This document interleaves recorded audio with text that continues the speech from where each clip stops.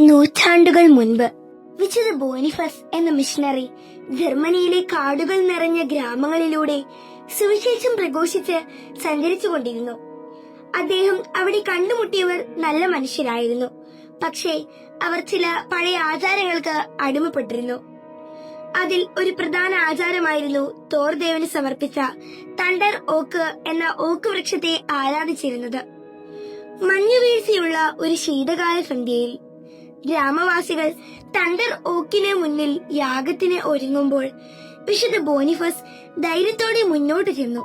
സ്നേഹം തന്നെയായ ദൈവത്തെയും അവന്റെ ക്ഷമയെയും ഈ ലോകത്തിൽ സമാധാനം സ്ഥാപിക്കാനായി ശിശുവായി പിറന്ന ദൈവത്തെയും കുറിച്ച് അവൻ അവരോട് പറഞ്ഞു. പഴയ ഭയങ്ങൾക്ക് ഇനി ശക്തിയില്ലെന്ന് കാണിക്കാനായി ബോനിഫസ് ഒരു കോടാലിയെടുത്ത് ഓക്കുമരത്തിൽ വെട്ടി. വലിയ ആ മരം പെട്ടെന്ന് പിളർന്ന് വലിയ ശബ്ദത്തോടെ നിലത്ത് വീണു. മരത്തിന് സമീപം നിന്നിരുന്ന ഗ്രാമവാസികൾക്ക് യാതൊരു ആപത്തും സംഭവിച്ചില്ല. തോർ ദേവന്റെ കോപമുണ്ടാകുമോ എന്നോർത്ത് ജനങ്ങൾ ഭയന്നു വിറച്ചു. കൊടുങ്കാറ്റടിക്കുകയോ ഇടിവെട്ടുണ്ടാവുകയോ ചെയ്തില്ല. കാട് ശാന്തമായിരുന്നു.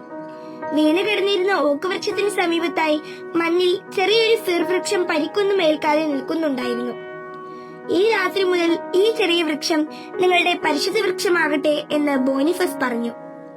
ഈ എവർഗ്രീൻ വൃക്ഷം ദൈവത്തിന് നിത്യസ്നേഹം പോലെയാണ്.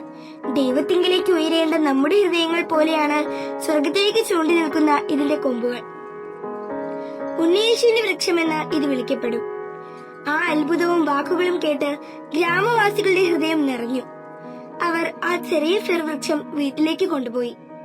ലോകത്തിലേക്ക് വന്ന ക്രിസ്തുവിന്റെ വെളിച്ചത്തെ ആഘോഷിക്കാനായി അവർ ആ മരം തിരികൾ കൊണ്ട് അലങ്കരിച്ചു. ആ രാത്രി മുതൽ ഫിർ വൃക്ഷം ക്രിസ്തുമസിന്റെ സന്തോഷത്തിന്റെയും പ്രത്യാശയുടെയും പുതിയ വിശ്വാസത്തിന്റെയും അടയാളമായി മാറി. അങ്ങനെ കൊട്ടാരത്തിലോ വലിയ പട്ടണത്തിലോ അല്ല ആദ്യ ക്രിസ്തുമസ് ട്രീ ഉണ്ടായത്. ഒരു ശാന്തമായ വനത്തിൽ ഇരുട്ടിനെ കീഴടക്കി വെളിച്ചം ഉദിച്ചുയർന്നിടത്താണ്. വിശുദ്ധ ബോനിഫസിന്റെ കഥ ലളിതമായൊരു സത്യം നമ്മെ പഠിപ്പിക്കുന്നു. ദൈവം മഹത്തായതിലൂടെയല്ല ചെറിയതിലൂടെയാണ് പലപ്പോഴും നമ്മോട് സംസാരിക്കുന്നത്. വലിയ ഓക്ക് വൃക്ഷം വീണുപോയെങ്കിലും മഞ്ഞിൽ നിന്ന ആ ചെറിയ ഫിർ വൃക്ഷമാണ് ദൈവസ്നേഹത്തിന്റെ ചിഹ്നമായി മാറിയത്. യേശുവിന്റെ ജനനവും അതുപോലെയായിരുന്നു. രാജധാനികളിലും കൊട്ടാരങ്ങളിലുമല്ല, ലോകത്തെ രക്ഷിക്കാൻ വന്ന ദൈവം ലളിതമായൊരു കാലിത്തൊഴുത്തിലാണ് ജനിച്ചത്. നമ്മുടെ ജീവിതത്തിലും ചിലപ്പോൾ പഴയ ശീലങ്ങളും ഭയങ്ങളും വേദനകളും നിരാശകളും ഒക്കെ ഉണ്ടാകുന്ന ഓക്ക് വൃക്ഷങ്ങൾ പിഴുതെറിയേണ്ടതുണ്ട്. അവ വീണുപോകുന്ന ശൂന്യതയിൽ നാം പലപ്പോഴും ഇരുട്ട് മാത്രമേ കാണുകയുള്ളൂ. പക്ഷേ ദൈവം പലപ്പോഴും ഒരു ചെറിയ ഫിർ വൃക്ഷം നമുക്കായി കാത്തുവച്ചിരിക്കും. പുതിയ തുടക്കത്തിന്റെ പ്രത്യാശയുടെ പ്രകാശത്തിന്റെ ഒരു അടയാളം. ക്രിസ്തുമസ് ട്രീയിലേക്ക് നോക്കുമ്പോൾ അതിന്റെ പച്ചനിറം ദൈവത്തിന്റെ നിത്യസ്നേഹം നമ്മെ ഓർമ്മപ്പെടുത്തുന്നു. അതിലെ പ്രകാശം നമ്മുടെ ഇരുട്ടിലേക്ക് ഇറങ്ങി വരുന്ന ക്രിസ്തുവിന്റെ വെളിച്ചമാണ്.